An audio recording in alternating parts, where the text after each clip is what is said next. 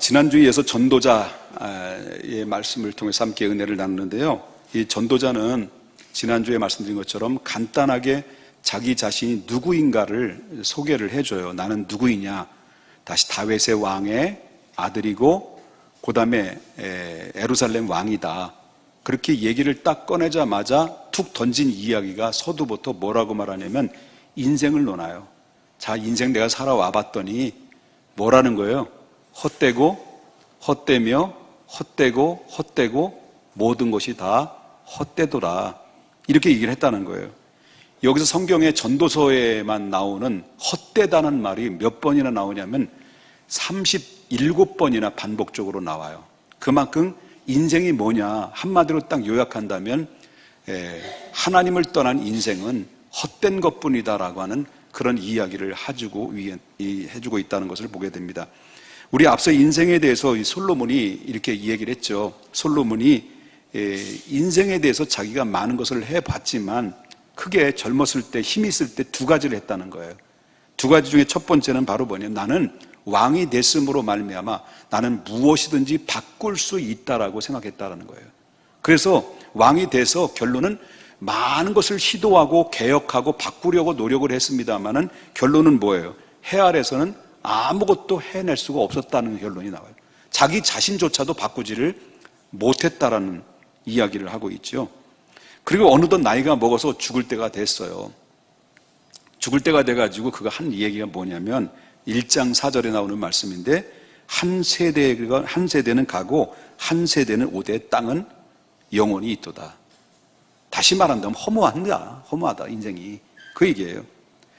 또 젊었을 때 시도한 것이 두 가지 중에 두 번째는 바로 뭐냐면 솔로몬은 해 아래서 새 것을 자꾸 추구해봤다는 거예요. 새 것을. 열심히 유행을 따라서 살았어요. 그리고 새 것이라는 것은 모조리 다 구해서 결국 경험을 해봤어요. 젊었을 때 해볼 것 다 경험을 해봤다는 건데요. 남들이 해보지 못한 것까지 다 싹쓸이해서 경험을 해봤다는 거예요. 그리고 또 그 경험 중에서 특별히 여자를 경험을 많이 했다는 거예요. 이분이. 한 명도 아니고 두 명도 10명도 아니고 몇 명이라고 해요. 1000명이라는 여자와 함께 뒹굴었다는 거예요. 그러나 따지고 보니까 새로운 것을 추구하고 새로운 것을 계속 추구하려고 노력을 해봐도 새로운 것이 없더라는 거예요. 해 아래 새로운 것이 없다. 그렇게 그를 결론을 냅니다. 그래서 그 답을 찾지 못하고 답답한 나머지 솔로몬은 도대체 인생이 뭐냐? 왜 이렇게 답답하냐? 그렇게 인생이 무엇인가를 답을 얻기 위해서 그가 무던히 노력한 것 중에서 그게 뭐냐면 지식을 통해서 그 인생이 무엇인가를 그 지식을 통해서 그 진리를 알기를 힘썼다라고 하는 것입니다. 그래서 13절에 이렇게 이야기해요. 13절 한번 읽어보겠습니다. 13절 뭐라고 나오죠? 마음을 다하며 또 지혜를 써서 하늘 아래서 행하는 모든 일을 어떻게 했다는 거예요? 연구하며 또 어떻게 했다는 거예요? 연구하고 살폈다라고. 여기서 연구했다라는 말은 무엇을 말하냐면 이 문제의 근원을 끝까지 살폈다는 거예요. 구석구석 살폈다는 거예요. 이게 연구했다는 건데 여러분 전도자 이 솔로몬이라고 하는 사람은 세계 역사상 최고의 지혜자 아닙니까? 그를 능가할 수 있는 지혜자가 없었어요. 전후후무 역사상 이전에도 없었고 그 당시에도 솔로몬처럼 지혜로운 사람이 없었고 앞으로 훗날에도 이런 솔로몬처럼 지혜로운 사람이 안 나타날 거라고 하나님이 단언하게 얘기했어요. 그 정도로 지혜돼요. 어느 정도냐면 열왕기상 4장 32절부터 34절에 그 솔로몬의 지혜에 대해서 이렇게 이야기를 해요. 그 지혜는 하나님께로부터 받았다는 거예요. 하나님께로부터 선천적인 것이 아니라 하나님 후천적으로 주셨다는 거예요. 근데 그 지혜가 애굽의 모든 지혜보다 뛰어나고 세계 모든 사람들이 지혜를 그에게 얻기 위해서 사신을 보내가지고 지혜를 배우러 왔다는 정도로 그 정도로 지혜가 탁월한 사람이죠. 근데 그 지혜가 잠언이 3000잠언을 만들어냈어요. 그 머리에서. 그리고 그 노래는 우리 막내 솔지는 5곡을 자작곡했는데 그런데 이 솔로몬은요 1005곡 놀래지 않으니까 내가 놀래네. 그냥 1005곡을 제각했어요. 그리고 식물학, 동물학, 그 다음에 조류학, 어류학 다방면에서 솔로몬은 그 능가할 수 없는 사람이, 그를 능가할 수 있는 사람이 없을 정도로 그는 다방면으로 그는 엄청나게 그 연구를 하고 파헤칠 만큼 탁월한 지혜와 지식을, 학문을 가지고 있었던 사람이 솔로몬이라고 하는 거죠. 이 솔로몬은 그 지혜로 말미암아 인생의 의미가 뭔가 그걸 알고 싶었던 거예요. 인생의 의미가 뭔가, 그 진리를 밝혀내기 위해서 하늘 아래서 지금까지 받았던 모든 지혜를 총동원했어요. 그래서 이 뿌리까지 완전히 파헤쳐가면서 다양하게 연구를 했다는 거예요, 자기가. 그런데 그것도 부족해가지고요, 솔로몬은 수많은 지혜자들을, 거기에 수많은 전문가들을 또 불러요. 또 아니면 찾아가기도 해요. 그래서 인생이 도대체 뭐냐, 삶의 의미가 도대체 뭐냐, 진리가 뭐냐, 이거를 이 자기가 가지고 있는 지혜와 지식으로, 학문으로 그 문제, 인생의 의미와 진리를 파헤치려고 노력을 엄청나게 많이 했다라는 거죠. 그런데요, 솔로몬의 대답은 아주 간단해요. 솔로몬의 그 결론의 대답은 아주 간단한 얘기거든요. 그게 바로 뭐냐면 14절이에요. 14절에 뭐라고 나와요? 내가 해 아래서 행하는 모든 일을 보았다. 보라. 모두가 다 뭐라는 거예요? 헛된 바람을 잡으라는 것이다. 그거예요. 이것이 여러분 역사상 가장 지혜롭다고 하는 사람의 입에서 나온 얘기예요. 바람을 잡는다. 이 바람을 잡는다라는 것은 뭔가 분명히 있는 것 같기는 같은데 잡으려고 해도 잡히지 않는다는 거예요. 그래서 나온 나리가 그대의 이름은 바람 바람 바람, 왔다가 사라지는 바람. 그만해야지. 바람을 잡는 것 같다. 그렇습니다. 세상의 지혜는 양과 질이 있어서 제한적이고 가변적인 거예요. 절대 가치가 없다는 거예요. 그렇기 때문에 어떤 사람은 TV에 방송에 나올 때 어떤 사람은 물을 많이 마셔야 된다고 학자가 얘기해요, 박사님이. 근데 어떤 박사님 그 다음에 방송이 나오는데 물을 너무 많이 마시면 안 된대. 여러분, 음식이 좋다는 음식들을 막 소개를 해주는데 어떤 사람은 먹어야 된다, 어떤 사람 먹어도 괜찮다, 어떤 사람 안 먹어야 된다. 커피를 도대체 어떻게 마시라는 거예요, 도대체? 먹어야 좋다는 거예요? 안 좋다는 거예요? 뭐 이게 학자들마다 다 다르다는 거예요. 그만큼 헷갈려요. 그렇기 때문에 우리가 알면 알수록 모르는 것뿐이고요, 진리는 이것이 진리다 싶으면 그것이 파고 들어가면 그 비진리가 되는 것이고요. 그러니까 마치 사막에서 신기루를 찾는 것과 같은 것이 바로 이 세상의 학문과 지식이다. 그러게 솔로몬은 이렇게 얘기해요. 세상의 지혜를 뭐라고 얘기해요? 17절 보겠습니다. 내가 다시 지혜를 알고자야. 그 지혜가 뭐라고 하는 거예요? 세상의 지식과 지혜가 뭐라고 말한 거예요? 미친 것들과 뭐래요? 미련한 것들을 알고자 했다, 내가. 예? 세상의 지혜를 미친 것들과 미련한 것이라고 그랬어요. 이렇게 얘기를 들으면 여러분 기분이 별로 안 좋잖아요. 여기 계신 분들은 박사님들이 몇 명 계시고요, 또 훌륭한 그런 전문가가 있는데, 그런데 사실상 솔로몬처럼 여러분 박사님들이 계시더라도, 저도 박사거든요. 여러분 솔로몬보다도 능가할 수 있는 박사님 여기 계시나요? 그런데요, 솔로몬이 결론은 바로 하면 할수록 깨닫는 것이라고는 없고 자신은 무지만 더 드러날 뿐이다. 그래서 솔로몬은 뭐랍니까? 헛되다. 헛된 것뿐이다. 이것을 가지고 철학적인 용어로 말한다면 허무다. 그래서 철학의 결론은 바로 뭐냐면 허무예요. 허무. 허무. 그래서 세상적인 지식은 인생의 죽음의 문제와 영혼의 문제를 해결하는데 기쁨과 소망을 주기커녕 오히려 번뇌와 그 다음에 근심만 안겨주는 것이 세상의 지식과 학문이다.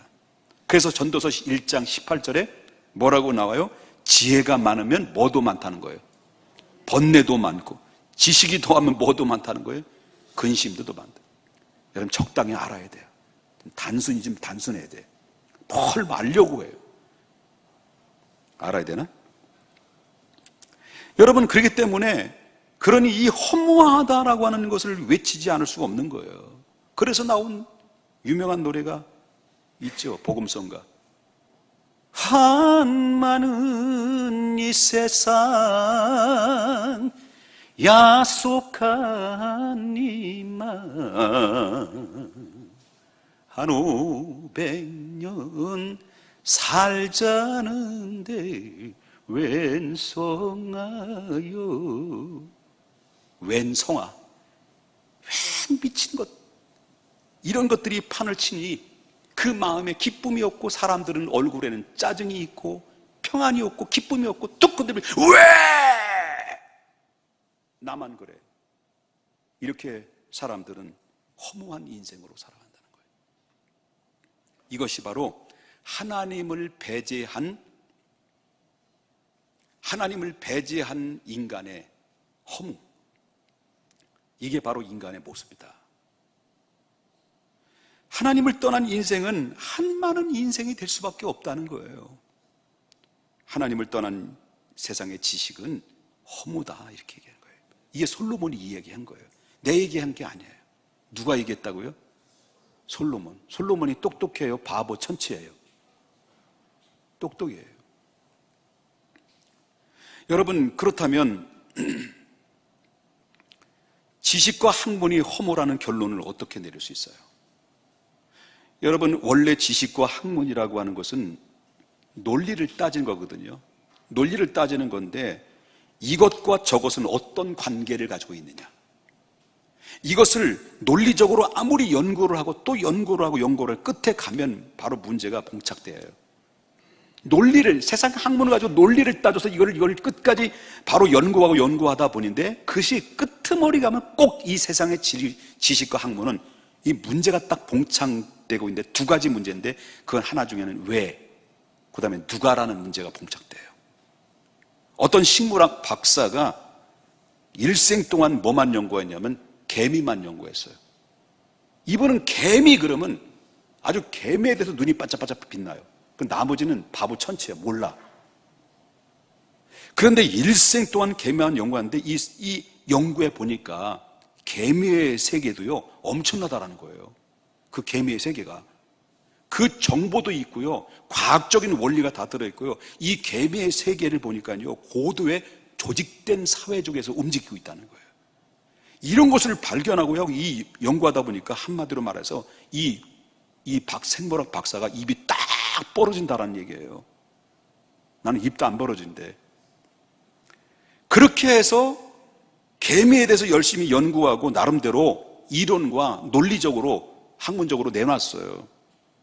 이것은 이렇고 저것은 저렇고 이렇게 된 것이다, 그래서 이런 법칙이 존재한다라고 밝혀냈다는 거예요.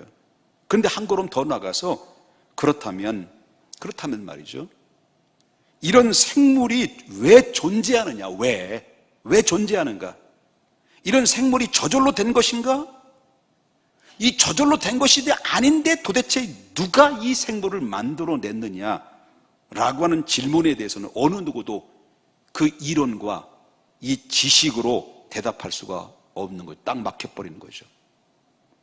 우주를 연구하다 보면 놀라운 일들을 많이 있잖아요. 여러분 너무나 잘 알죠. 저는 잘 모르겠습니다만은 우주의 세계를 과학자들이 밝혀낸 지식들을 보게 되면 어마어마한 정보들을, 지식을 캐냈어요. 예를 들어서 원래 우주라는 것은, 이들이 밝혀낸 것은 바로 뭐냐면, 우주라고 하는 것은 작은 점이 시작됐는데 이 점이 어느 순간에 그 점이 대폭발이 팍 일어났다는 거예요. 폭발이 일어나가지고, 그래서 약 150억 년이 지난 지금 그 우주가 이렇게 팽창돼서 커졌다는 거예요. 앞으로도 계속 이 우주는 팽창될 것이다라고 하는 것이 빅뱅의 원리, 빅뱅의 이론이라는 거죠. 빅뱅 들어보셨어요? 나 오늘 처음 들어봐가지고 지금 그 연구를 하는 거예요. 그렇다 믿으면 안 됩니다. 그러나 문제는요, 한 점이 대폭발이 임하게 돼서 우주가 형성이 됐다, 좋다 이거예요. 그 우주가 왜 한 점으로 출발했냐? 그러면 왜 한 점으로 출발했느냐? 그 한 점을 어떻게 누가 만들었느냐? 누가 왜? 라고 하는 질문 앞에서는 어느 과학자도 어느 지식과 학문도 대답할 수가 없는 거예요. 딱 막혀버리는 거죠. 누가 왜? 그리고 그 질문 앞에 우리는 무지할 뿐이에요. 과학이든 지식이든 학문이든 마찬가지예요.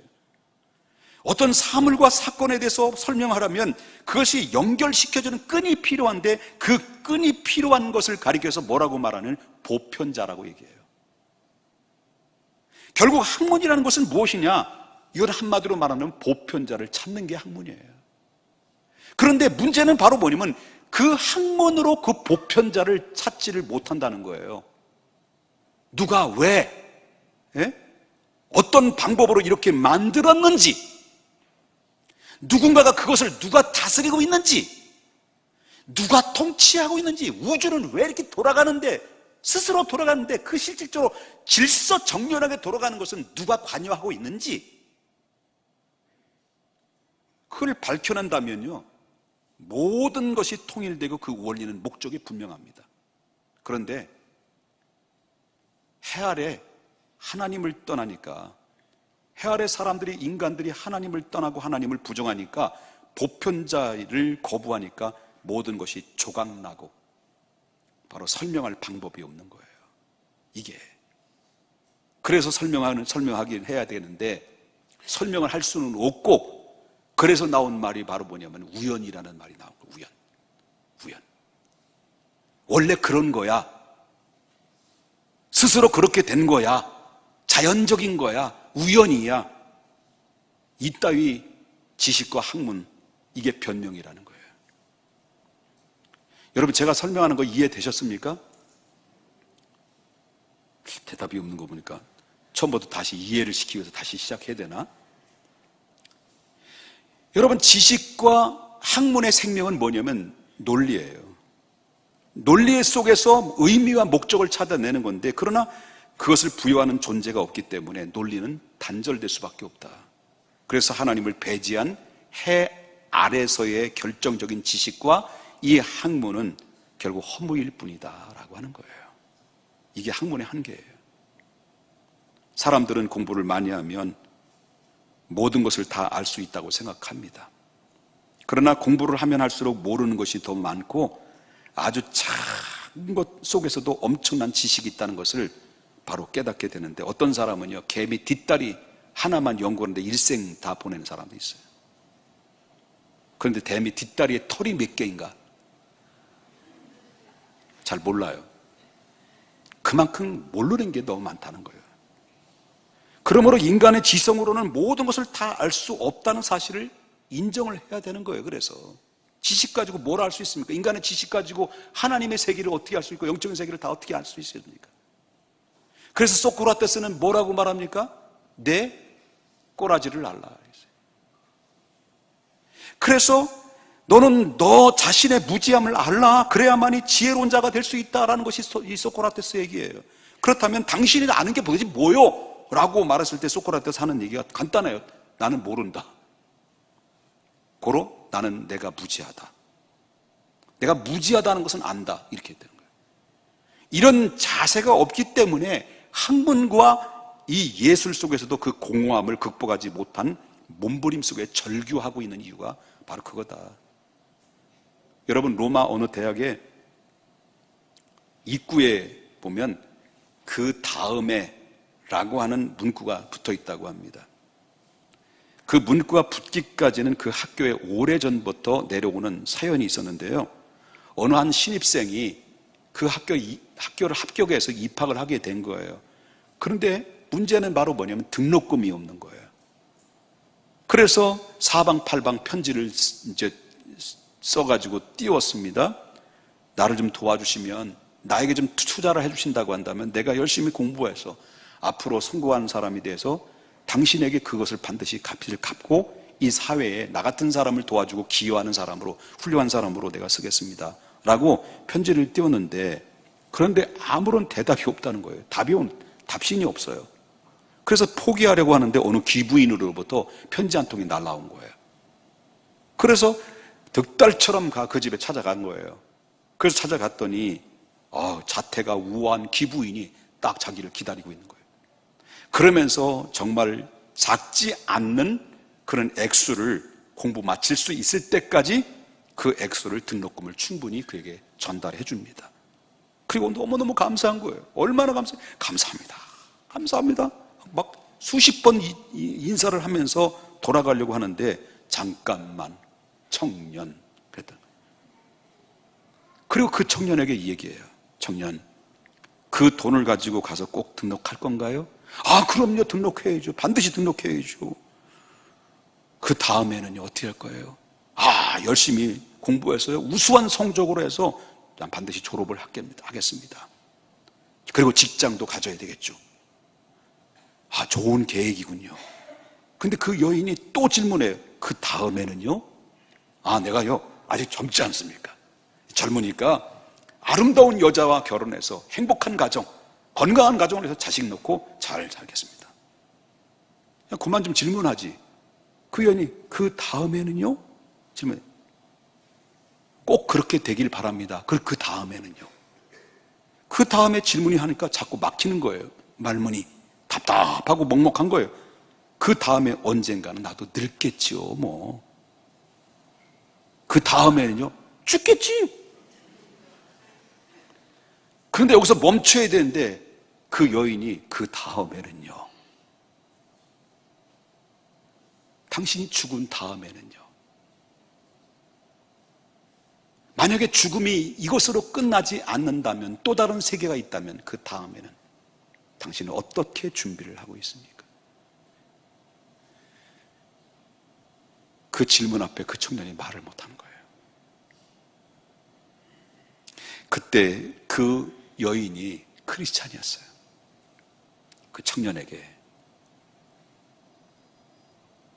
그 다음에는 하나님 나라가 있다, 그 얘기를 했어요.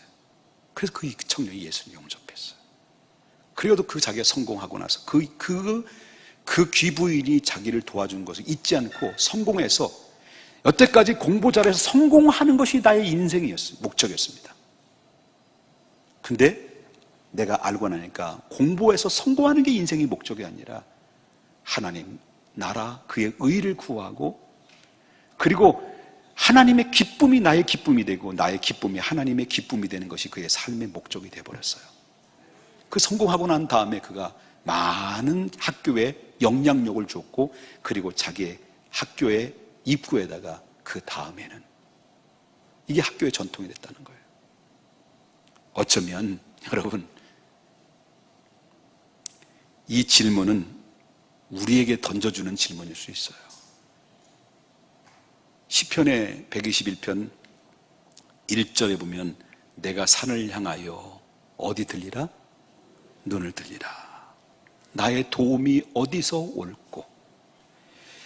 거기서부터 몸통에 해당되는 질문이 무엇입니까? 나의 도움이 어디서 올꼬? 이게 우리의 질문이에요. 지금까지 고난과 역경 속에 살아왔어요. 내 힘으로 살아가려고 몸부림을 쳤어요. 내 방법으로 살아가려고 몸부림을 쳐봤어요. 열심히 공부했어요. 열심히 돈도 벌었어요. 그래서 어떻게 했다고요? 만족합니까? 여러분, 정말 이 시대는 나의 도움이 어디서 올꼬? 이 공허하고 허무한 인생에게 진정한 자유와 진정한 행복과 진정한 평안이 어디서 올꼬? 이 질문은 모든 사람에게 주어지는 질문이에요.